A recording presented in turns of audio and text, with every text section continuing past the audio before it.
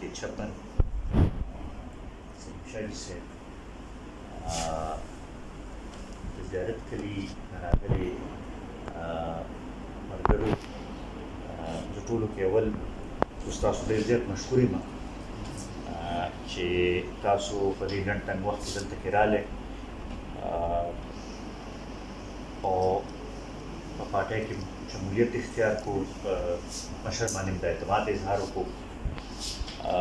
تاسو ته دا یقیني درکوو چې انشاءالله یو ځای به د دې علاقې د ترقۍ د سوکالۍ لپاره یو ځای به جدوجہد کوو او انشاءالله دا علاقه به د ترقۍ په لار روانه وکړو.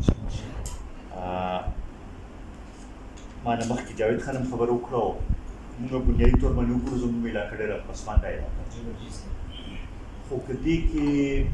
وګورو نو لږه ډېره ترقي ښکاري. په هغې کې د قومي وطن پارټۍ او د جناب آفتاب احمد خان شیرپور ډېر لوی لاس دی. که دلته بجلي خواره شوې ده، که دلته کې روډ جوړ شوی دی، که دلته کې سکول جوړ شوی دی، که دلته کې هسپتال جوړ شوی دی، که دلته کې نور داسې څه د ترقۍ دغه ښکاري نو هغې کې د هغوی یو ډېر لوی کردار دی او ډېر لوی لاس دی. خلکو ته موقع میلو شوه، فرق هم محسوس شو زما خیال دی. دې تحریک انصاف ډېرې وعدې هم کړې وې، ډېرې دعوې هم کړې وې. زما خیال دی په دې دوه نیم کاله کې چې کومه په ګرانۍ کې اضافه وشوه زما خیال دی داسې په تاریخ کې داسې صورتحال نه راغلی. د خالي د دوایانو قیمتونو وګورئ، د اوړو قیمتونو وګورئ، رس تر رضا پای کې دغه د چینو دا کوم یو شي چې دوی بیان ورکړي چې یاره د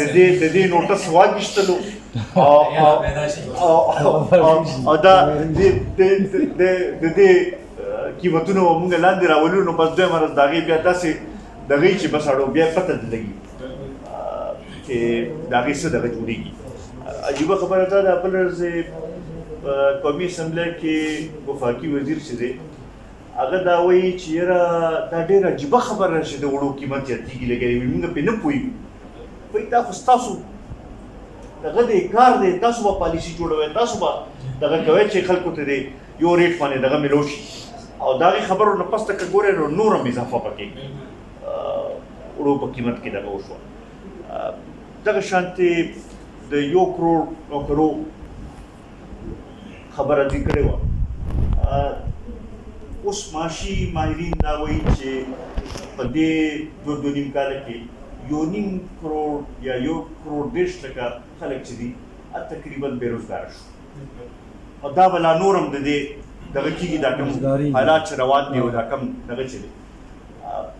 هغه پارټي چې چا وی چې مونږ سره د ټولو مسلو حل شته او نور پارټو چې دی هغه د نور ملکونو مفادات ته ګوري، مونږ چې دی مونږ به د دې ځي مسایل حل کوو.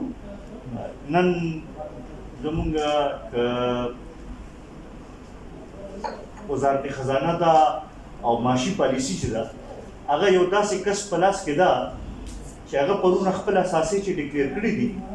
نو هغې کې صرف په پاکستان کې د هغه ټوټل اساسه چې د 25,000 روپۍ دي، نور ټول هر څه د یا امریکې کې دي یا په لندن کې دي او یا په دوبۍ کې دي. نو یو کس چې دلته کې خالي 15,000 روپو دغه وي د هغه نه به مونږ څه تمه وکړو چې هغه زمونږ مفادات ته به ګوري او زمونږ مسایل به حل کوي. 25,000 روپۍ صرف د هغه په خپله چې کوم ډیکلیر کړي ټوټل د هغه پاکستاني اساسه چې ده 25,000 روپۍ دي او ټوټل نور اساسي چې دي تقریبا د 80 کروڑ روپو دي ابار. نو هغه کس ته به مونږ څه تمه وکړو چې هغه به زمونږ د خلکو مسایلو طرف ته دغه ورکړي. زمونږ د دې وخت کې د نیشنل سیکیورټي اډوایزر چې دی هغه یو داسې کس یې لګولی دی چې هغه د امریکې شهري دی، ډول نیشنل دی. نو د هغه نه به مونږ څه تمه وکړو چې هغه به زمونږ قومي مفادات به څنګه د هغې به تحفظ وکړي چې هغه په خپله د یو بل ملک سره تعلق ساتي. دغه نه دا اندازه کېږي چې کومې خبرې د کړې وي هغه ټولې هغه لحاظ سره دغه شوي په خپله د ویلي چې یوټرن اګیستل دغه نه دی نو پالیسۍ هم ټولې یوټرن یې اخلي لګېد او همغه د هغې یوټرن او یوټرن دغه دی چې اوس هر څه منفي دغه کې روان شو اوس د دې وخت دا ضرورت دی چې څنګه چې تاسو فیصله وکړه دغه شانتې تاسو لاړ شئ په کلي کې نور خلکو پسې مو ګرځئ او چې موږ د جناب آفتاب احمد خان صاحب په لاس مضبوط کړو نو انشاءالله دا زموږ یقین دی چې هغه به زموږ مسایل به حل کوي او دغې لپاره کوشش پکار دی چې موږ هلته کې قریب وساتو دغه وکړو نور چې کوم ځای کې تعلق دی رسي وصل رسي چې هغې لپاره موږ خپل کار او جدوجہد شروع کړو زه یو ځل بیا د هغې ټولو ملګرو چې چا په دې کې کردار ادا کړی دی د هغوی ډېر زیات مشکور یم او تاسو نه به دا تمه لرم چې انشاءالله نن نه به تاسو کار شروع کوئ او دا به ورته ثابتوم چې دا تنګي تحصیل چې دی دا د قومي وطن پارټۍ ګډ دی او انشاءالله ګډ به وي زه یو ځل بیا ستاسو ټول ډېر زیات مشکور یم ډېره مهرباني